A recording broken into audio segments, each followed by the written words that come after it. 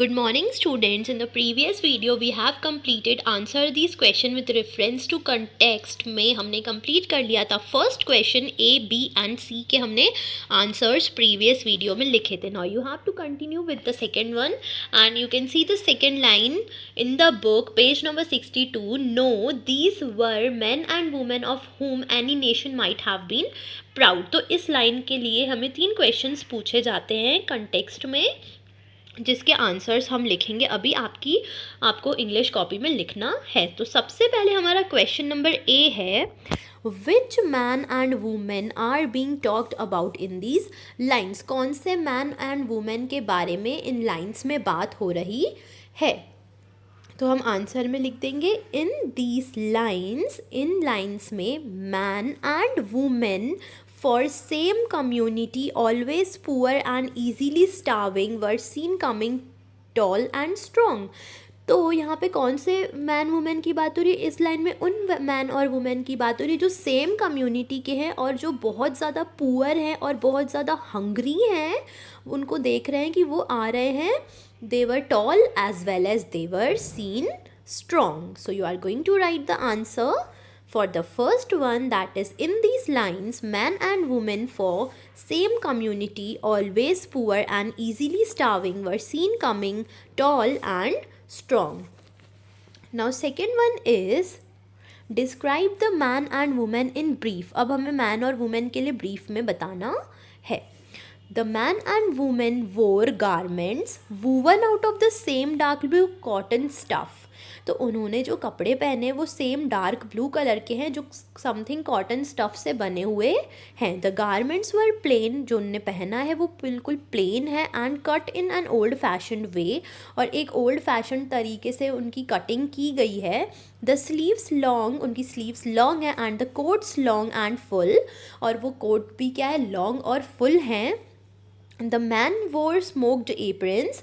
और मैन ने पहने हैं स्मोक्ड एप्रन्स ब्यूटीफुली डिज़ाइन हैं जो. The women had bands of the same plain blue. और वुमेन के पास क्या है, बैंड्स हैं सेम ब्लू कलर का. स्टफ़ है कुछ हैंडकरचीफ टाइप का जो उन्होंने अपने हेड्स पे पहना है. HEADS हेड्स पे. उन्होंने अपने हेड्स पे उस चीज़ को बांध कर रखा है. So like that you are going to write the second answer in brief that the men and women wore garments woven out of the same dark blue cotton stuff. The garments were plain and cut in an old-fashioned way. The sleeves long and the coats long and full. The man wore smoked aprons, beautiful designs. The women had bands of the same plain blue stuff kerchiefs about their head. So like that you have to write first and second answer. Now our C question is why might have any nation have been proud of them. कोई भी nation होता तो वो proud क्यों होता है इस चीज़ पे. They were all from one region. वो सारे मैन और वुमेन एक ही रीजन के थे. Each of them carried a load of 2 basket slung. और उन लोगों ने 2 बास्केट का पूरा लोड उठाया हुआ था. And together they were surviving for their family. और वो टुगेदर साथ मिलकर चल रहे थे किसके लिए, अपनी फैमिली के लिए. And were continuously moving. और वो चलते ही जा रहे थे और कह रहे थे एंड और मूविंग सेज. और यही चीज़ें उनकी हमें कहती हैं कि any nation might have been proud.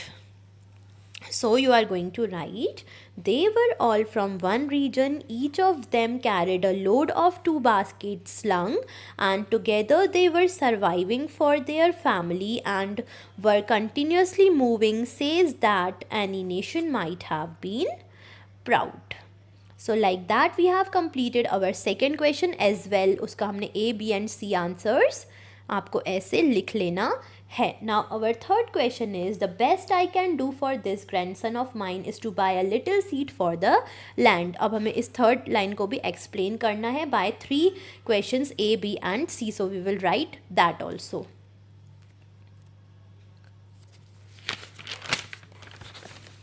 So इस लाइन का जो फर्स्ट क्वेश्चन है ए वाला, who is the speaker of this line. इस लाइन का स्पीकर कौन है. The old man is the speaker of this line. इस लाइन का स्पीकर है old man. Why did he want to buy seed. वो सीड क्यों खरीदना चाहता है. He wanted to buy the seed for his grandson. वो अपने grandson के लिए seed खरीदना चाहता है. And thought even he die the other plant. अगर वो खुद ओल्ड मैन डेड हो जाते हैं तो कोई उसको दूसरा प्लांट कर देगा. The land must be put to seed.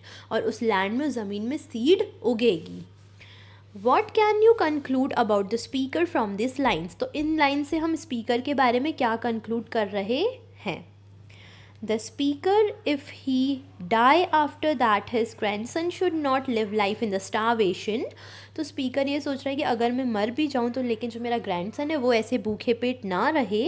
So he thought about to buy. तो वो सोचता है कि मैं एक सीड खरीद लेता हूँ जो आगे चल के मेरे ग्रैंडसन को आगे की लाइफ में काम आएगी. So you are going to write the speaker wants if he die after that his grandson should not live life in starvation.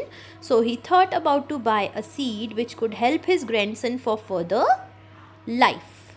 So like that we have completed our exercise number B. Answer these question with reference to context हमने complete कर लिया है. Now in the next video we will continue forward with our question and answers.